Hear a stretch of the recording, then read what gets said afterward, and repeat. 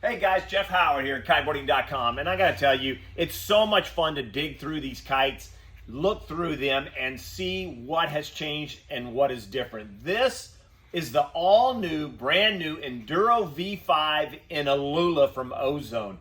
And I gotta tell you, I love digging into these guys when they're manufacturing and looking for those little fine, small things. What did they change? What is better? How did they build it out of Alula? And just go through the stuff so I can show you what is going to be the difference in these kites. Now, again, this is the Enduro V5, and I got to tell you, I really enjoy it when manufacturers come out with a kite that basically can do everything. And the Enduro in the Ozone line is that kite. It's a 3-strut kite, very maneuverable. You can surf wave swell with it. You can do all your kite loop maneuvers. Just love that. And I can take this design and go out there and teach a person as well.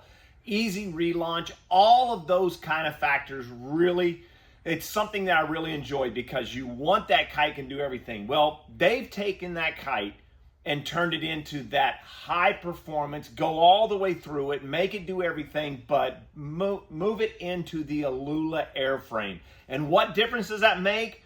Alula is kind of like the carbon frame in the mountain bike industry or the bicycle side of things. It is the optimal, the stiffness, the lightweight. If you take care of it, you're going to get that longevity. But with that stiffness and that lightweight comes pure performance. That means turn response, drifting. It is the ultimate in that lightweight. When you load it up, the frame is way stiffer than Dacron with that lightweight. And let me tell you, when we went through this, we wanted to do some comparisons, look for those little small things that those designers have changed to make this kite into that. So let me start with that. So we started looking through, first off, everybody knows now the Alula side of things. You've got your ultralight.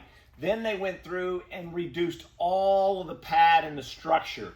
Somewhere they found a full pound, and that makes a huge difference in the kite's performance. A full pound between the standard Enduro and this, the V5, the Alula model. So they've done all the little pad things, reduced those all down. The cell material, this is not D3, this is only D2 or D4. This is the D2, so they've gone lightweight in the cell cloth material.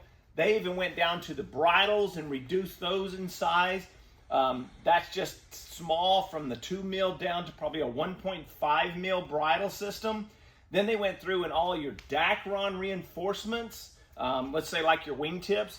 This material is the ultralight 120 gram Dacron. It's basically the same as like an SLS material. It's a material that they use in their flex wing.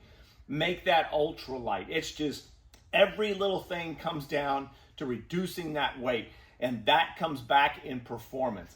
But they still have all of that rigidity all the way going down through your trailing edge. They've got stiffeners to stop any kind of drag.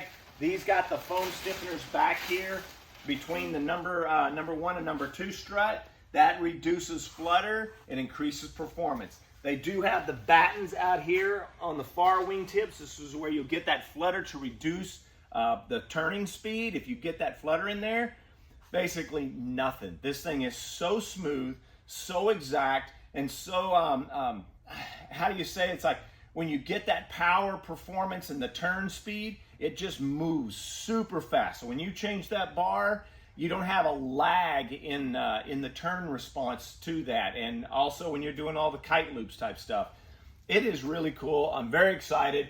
This is one of those kites, if you want that optimal all-around type kite to do your surf, to do your freestyle maneuvers, this is it right here. The Enduro, they have stepped it up and moved into that high performance. Now, you'll see some adjustments up here on their bridles. I really like this.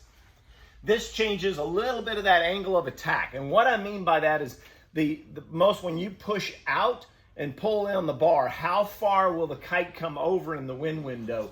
And by changing that, you can get it to drive a little bit further forward, especially in the surf side of things. If you're out in the wave riding, the more performance, bringing that leading edge forward when you want that wing to come up and over, or that kite to come up and over and reduce that pull. Or if you want to set it back a knot and change that angle of attack and make it more aggressive, that's the freestyle type maneuvers. You want to have a lot of load and power when you're doing those kite loops. That's by doing a small little change right here in the center.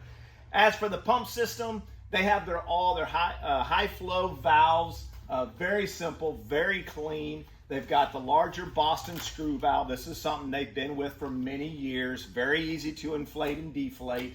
But all in all, I've got to tell you, if there's a place that can manufacture one of the top performing kites, that is Ozone. They own their own factory, and this is what you get out of it. They can make all those little fine refinements without having to worry about, oh, we got to worry about the price here and there and who's manufacturing.